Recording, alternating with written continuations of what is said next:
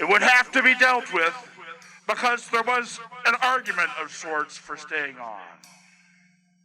It was treacherous, stupid, and demented in every way, but there was no avoiding the stench of twisted humor that hovered around the idea of a gonzo journalist in the grips of a potentially terminal drug episode being invited to cover the National District Attorney's Conference on Narcotics and Dangerous Drugs.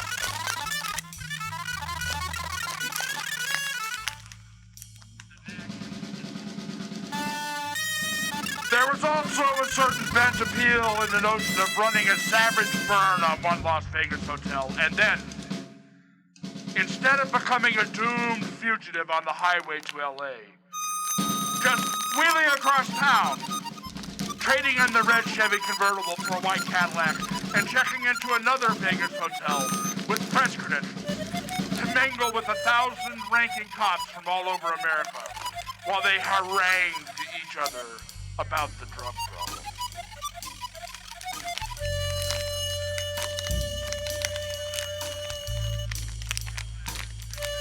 It was dangerous lunacy, but it was also the kind of thing a real connoisseur of edge work could make an argument for.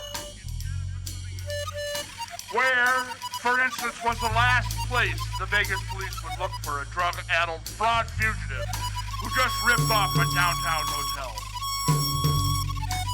Right, in the middle of a National District Attorney's drug conference at an elegant hotel on the Strip. Arriving at Caesar's Palace for the Tom Jones dinner show in a flashing white coupe de ville. At a cocktail party for narcotics agents and their wives in the dunes. Indeed, what better place to hide? For some people, but not for me. And certainly not for my attorney. A very conspicuous person. Separately, we might pull it off. But together, no, we would blow it. Too much aggressive chemistry in that mix. The temptation to run a deliberate freakout would be too heavy. And of course, it would finish us. They would show us no mercy. To infiltrate the infiltrators would be to accept the fate of all spies. As always, if you or any member of your organization is apprehended by the enemy, the secretary will deny any knowledge, etc.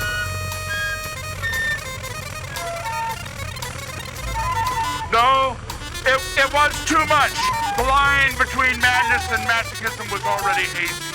The time had come to pull back, to retire, hunker down, back off and cop out, as it were.